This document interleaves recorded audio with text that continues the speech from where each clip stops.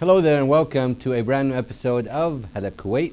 My name is Tariq Al-Arian and we're coming to you live from the Ministry of Information studios right here in downtown Kuwait.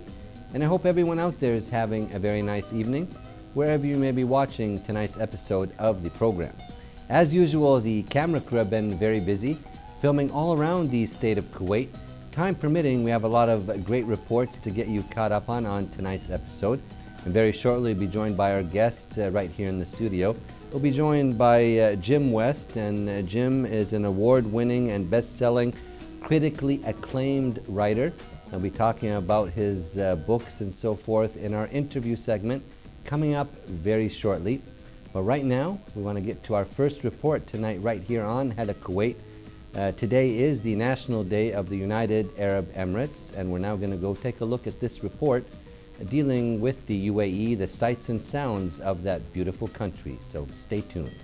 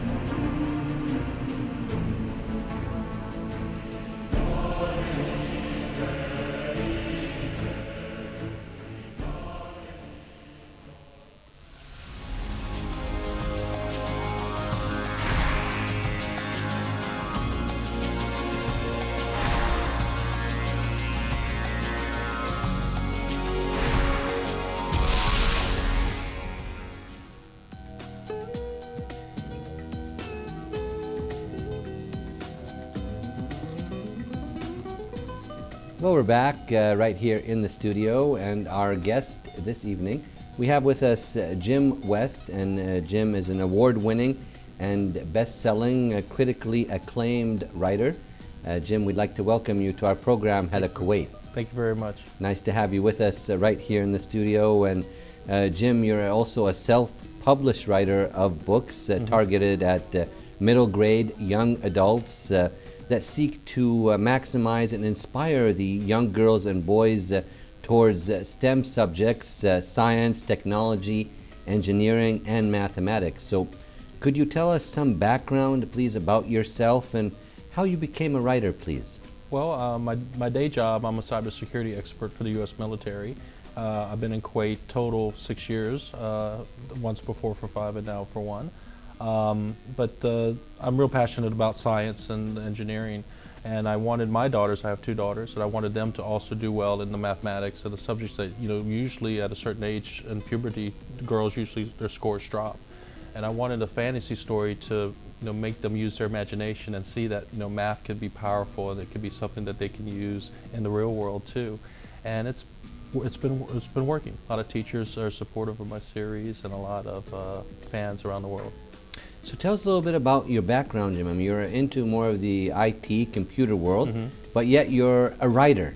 So has that been always a hobby of yours when you were young? I would write short stories. I would write songs and poetry, but I never really took it seriously until about 2 years ago. There was a commercial during Super Bowl in America. It was real popular, called "Always Like a Girl."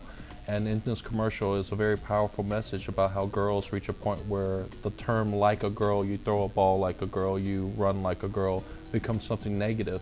And as a father with 2 daughters, I needed to be part of that change, and so that's why I had to finish this book. It took 10 years to finish this book, but I finally finished it. Okay, so tell us then a little bit about your books, and especially the one that took you the 10 years to finish, please, Jim. So the first book is called Libellus de Numeros. Okay. And these are Can two you hold different... that up still there and talk about them, please? So Libellus de Numeros is a Latin title for Book of Numbers.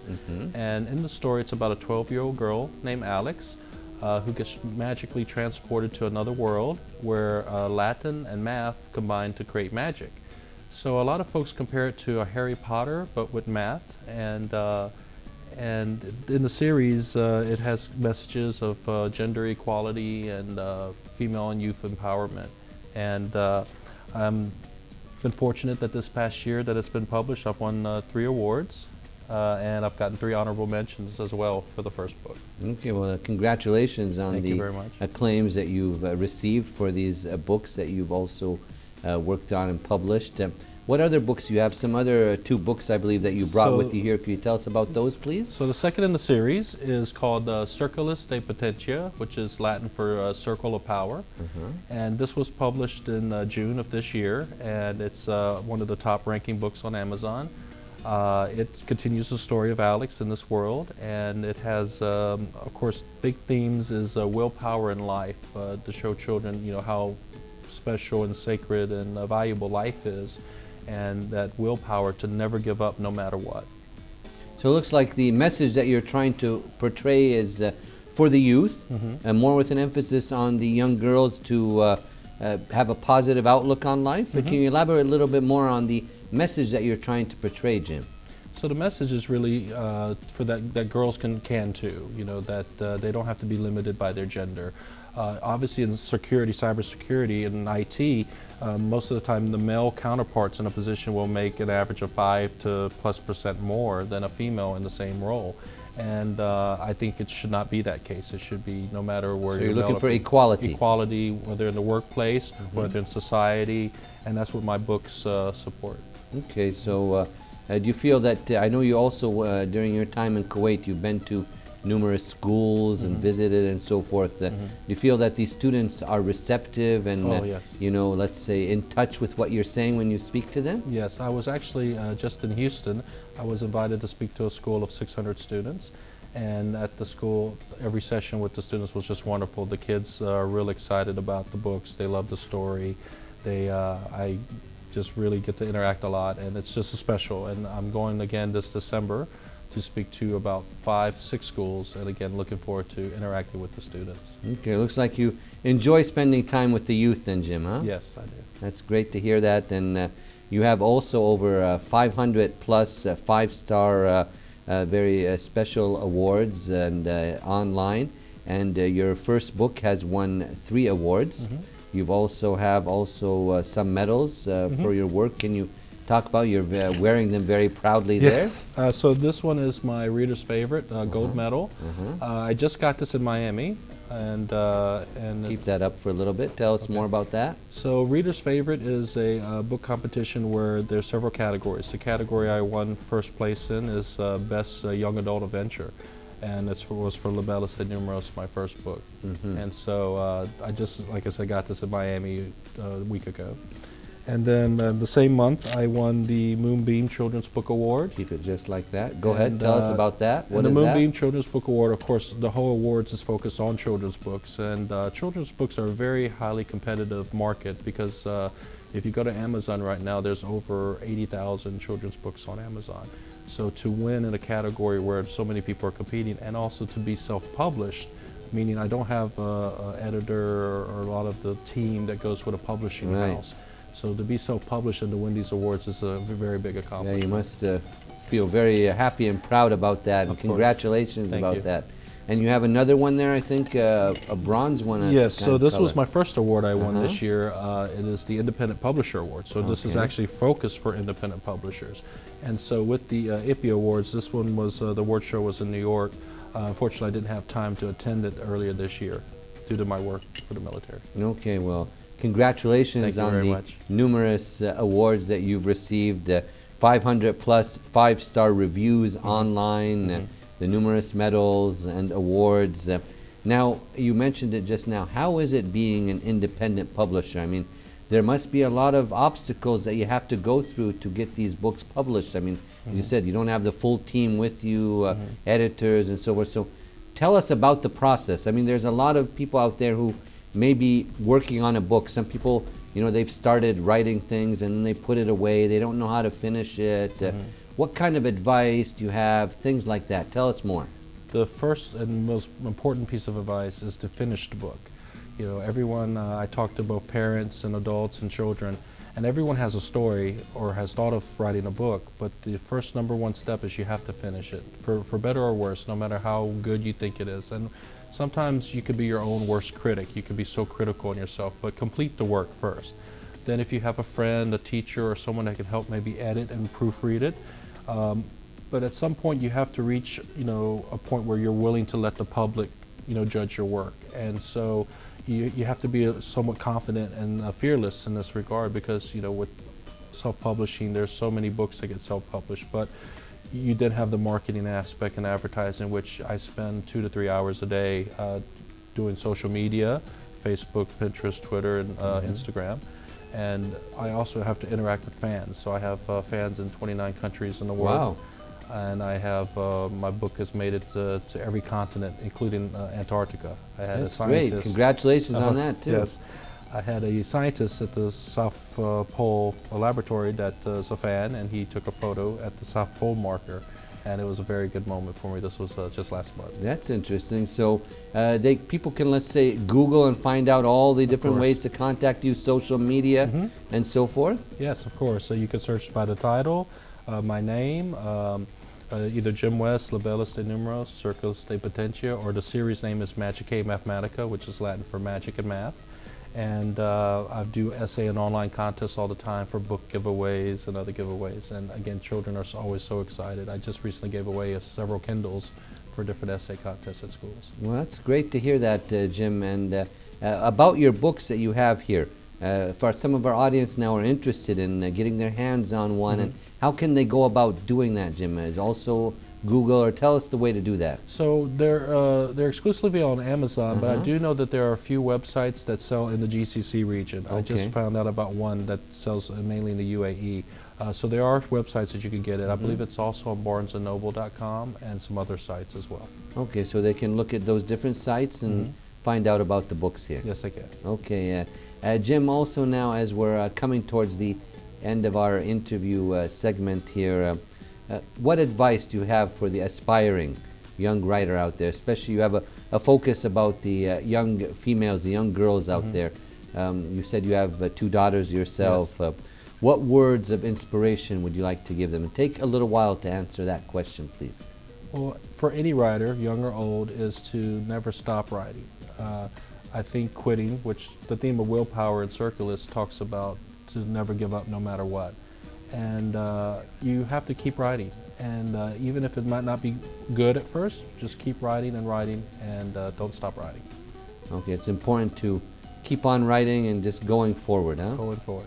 Okay, tell us, what future plans do you have? Do you have any more books that you have lined up, getting ready to work, or are you working on some now? So I have the third book in the series, so it's a 4-part series. So the third book, Dividi et Impera, which is Divide and Conquer, is going to be out in spring of next year. So within the next 4 months, I'll be releasing the third book. And I have the second book's audiobook that'll come out this end of this year. So I also have audiobooks available as well. And for our audience who may not, tell us more about the audiobooks. So the audiobook is, so some writers will choose to read the book themselves, but I had a colleague of mine that does voiceover work, and I've asked him to do a reading for me. And he does different character voices, so it makes it more animated and fun. So for families that take their kids to soccer practices, or they drive on the weekends, they can listen to the book in the car, and it's a new experience. It's almost like a movie. So how's that been, working on that? It's been really good. I mean, when I listen to it in the car, or if I'm on the airplane, it's, again, I can close my eyes and it's almost like a movie. I do have some audiobook trailers on YouTube that people can search for if they want to get a sample of what the audiobook is like. Okay, and all that, I think just putting your name would lead them to the different Yes, of avenues, course. you know? And speaking of movies, you maybe develop a movie as the time goes by. That Is that is something in the train of thought? Yes, of course. It is something that I'm considering. I've had 17 contract offers for publishing my books that I've rejected, and Why is that? Do you want to just be an independent publisher the rest of the time, or tell us why is that? Well, part of me would like to be the biggest success story in self-publishing, but the other part of me wants one of the top 3. Scholastic, Bloomsbury, or Penguin. You want one of the big ones, because that's where Harry Potter, Scholastic has Harry Potter right now, and so I would want to be with one of the top publishers. Well, we hope you can reach all the goals that you would like to achieve, and we'd like to thank you so much, Jim, for joining us right here on Hala Kuwait, and wish you all the best of luck. Thank you so much, Derek. Thank you very much. It's a pleasure to have you on the program, and we were speaking to Jim West, a award-winning and best-selling, critically acclaimed writer. We appreciate his time with us and wished him all the best of luck in his future endeavors. Right now we're going to take a short break and then be back with some more of our segments right here on Hala Kuwait. Stay tuned.